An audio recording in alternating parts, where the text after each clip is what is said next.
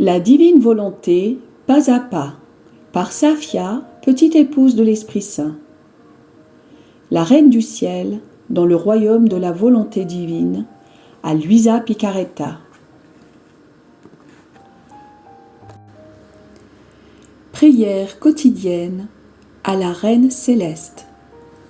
Au nom du Père qui m'a créé, et du Fils qui m'a racheté, et du Saint-Esprit qui me sanctifie. Amen. Fiat voluntas tua.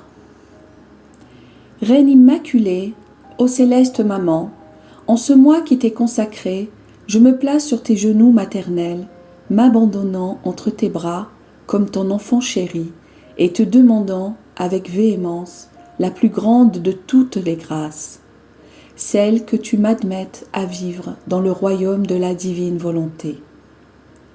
Sainte Maman, toi qui es la reine de ce royaume, permets que je vive en tant que ton enfant, que ce royaume soit rempli de tes enfants.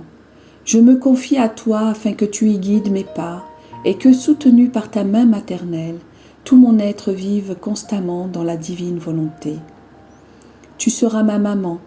À toi, ma maman, je confie ma volonté pour que tu l'échanges contre celle de Dieu et qu'ainsi je sois assurée de ne jamais quitter cette divine volonté.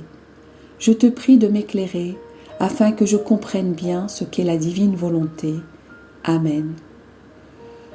Je te salue Marie très pure, conçue sans péché. Le Seigneur est avec toi. Tu es bénie entre toutes les femmes, et Jésus, le fruit de tes entrailles, est béni.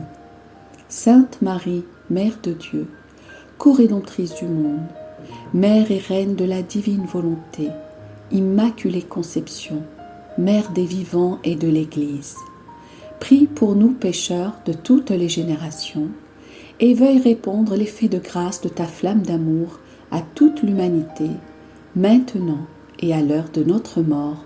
Amen. 10e jour. La glorieuse naissance de la Reine du Ciel. L'aurore qui se lève fait fuir la nuit de la volonté humaine. L'âme à sa Reine immaculée. Me voici, Sainte Mère, au pied de ton berceau, pour être témoin de ta prodigieuse naissance. Les cieux sont étonnés, la lumière du soleil se concentre sur toi, la terre exulte de joie et est honorée de porter sa reine nouvelle-née. Et les anges se bousculent pour entourer ton berceau et répondre à tous tes désirs. Tous t'honorent et veulent célébrer ta naissance. M'unissant à eux, je me prosterne devant ton berceau sur lequel, dans le ravissement, sont penchés ta mère Anne et ton père Joachim. Permets que je t'adresse mes premiers mots et te confie mes premiers secrets. Je veux déverser mon cœur dans le tien en te disant « Ma petite maman, tu es l'aurore du règne de la divine volonté sur la terre. Oh, s'il te plaît, chasse de moi et de tous les humains les ténèbres de nos volontés humaines. » Leçon de la Reine du Ciel. Fille de mon cœur, ma naissance fut prodigieuse. Aucune autre naissance ne peut lui être comparée. J'enfermai en moi le soleil de la divine volonté, ainsi que la terre de mon humanité, une terre bénie et sainte, porteuse des plus belles fleurs.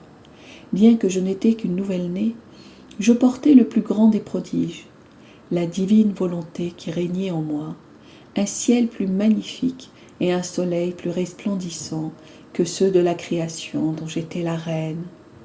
Je portais aussi en moi un océan de grâce qui murmurait constamment « Amour, amour pour mon Créateur ».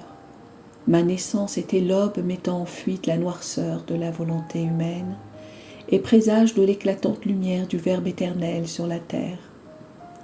Ma fille, viens à mon berceau et écoute ta petite maman. À peine née, j'ouvris les yeux pour voir ce bas monde et me mettre à la recherche de tous mes enfants, afin de les enfermer dans mon cœur, de leur prodiguer mon amour maternel et de leur ouvrir le chemin du royaume de la divine volonté que je possédais. Je désirais remplir auprès d'eux ma fonction de mère et de reine. Dans mon cœur, j'avais une place pour chacun, car celui qui possède la divine volonté n'a aucune limite. Il possède des immensités infinies. Je posai aussi mes yeux sur toi, ma fille. Personne ne m'échappait. Et puisque tous célébraient ma naissance ce jour-là, c'était aussi une fête pour moi. Néanmoins, je fus peinée de voir les créatures dans la nuit profonde de la volonté humaine. Oh, quelle noirceur enveloppe la créature qui se laisse dominer par sa propre volonté. C'est pour elle la nuit, une nuit sans étoiles. Au plus, il y a des éclairs suivis de coups de tonnerre, déversant sur elle la tempête.